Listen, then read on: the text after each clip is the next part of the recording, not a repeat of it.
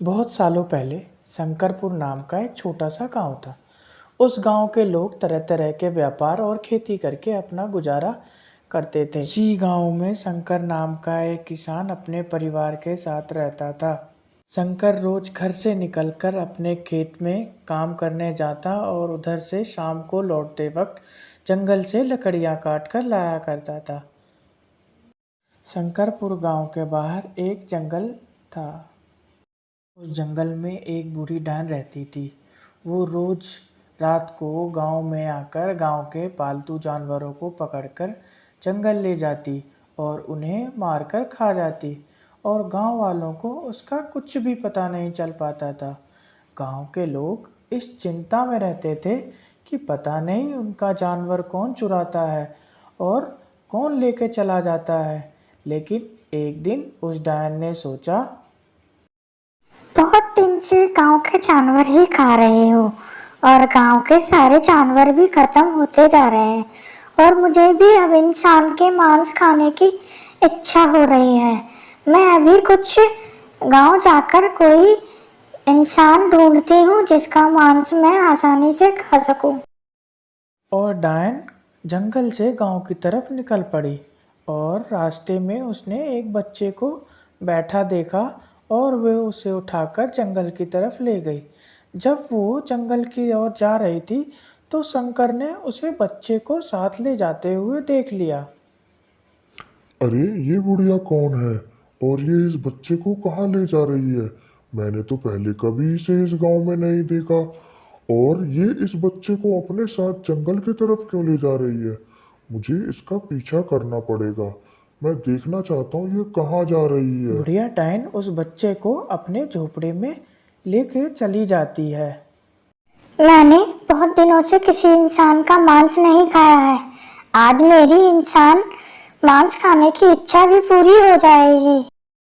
कर उसके झोपड़ी की तरफ चल रहा था और मन ही मन सोचा कि आज इस बच्चे को इस डायन बुढ़िया से छुड़ाना पड़ेगा। और वो उसके दरवाजे पे दस्तक देता है। अरे कोई है घर में? अरे कोई है घर में? मेरा नाम शंकर है और मैं पास के जंगल में लकड़ियाँ काट रहा था। मुझे बहुत तेज प्यास लगी है। क्या कोई मुझे पानी पिला सकता है? बुढ़िया डायन दरवाजे पे दस्तक की आवाज़ सुनकर डर गई और बच्चे को छुपा दिया और दरवाजे की तरफ चल निकली। कौन है? क्या चाहिए तुम्हें? रुको, आती हूँ बाहर। भैया मुझे प्यास लगी है। क्या तुम मुझे पानी पिला सकती हो? डायन बुढ़िया ने सोचा कि इसे जल्दी से यहाँ भगाना पड़ेगा, नहीं तो अगर इसने देख लिया तो सब गड़बड़ हो जाएगा। हाँ हाँ, रुको, मैं कुएं से पानी लेकर आती हूँ, तुम बाहर ही रुकना। और डायन कुएं की तरफ पानी लेने चली जाती है। शंकर मौका पाकर घर के अंदर घुस जाता है और बच्चे को छुड़ाकर वहां से गांव की तरफ भाग जाते हैं।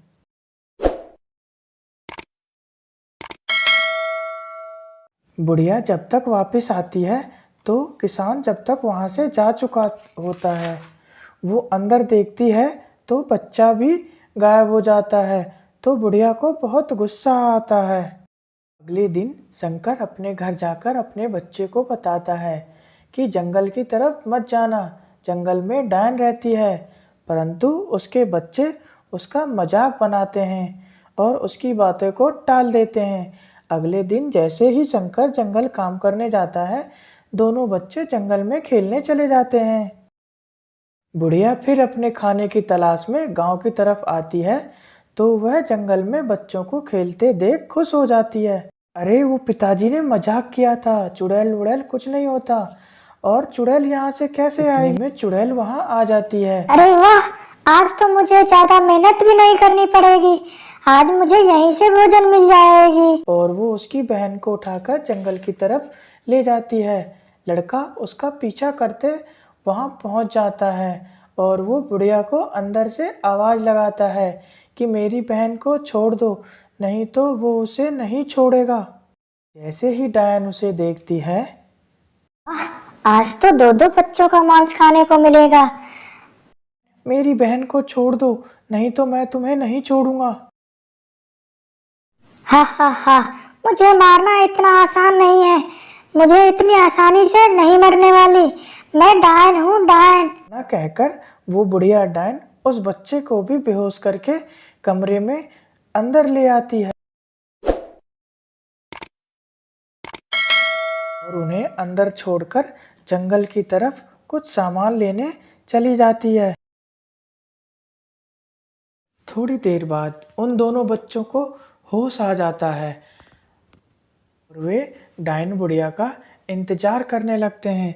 जैसे ही डायन बुढ़िया कमरे के अंदर आती है, वो दोनों उस पे हमला कर देते हैं और उसे बेहोश कर देते हैं। जैसे ही बुढ़िया बेहोश होती है, वो उन्हें वहाँ छोड़कर 9-2-11 अपने घर की तरफ रवाना हो जाते हैं और इस तरीके से वो दोनों बच्चे उस डायन बुढ़िया के चंगुल से निकलकर अपनी जान बचा लेते हैं। देखा बच्चों कैसे इन दोनों ने अपनी अकल और सूझबूझ से भारी काम को 1 मिनट में सॉल्व कर दिया और उस डायन बुढ़िया का खात्मा करके अपने घर को लौट गए।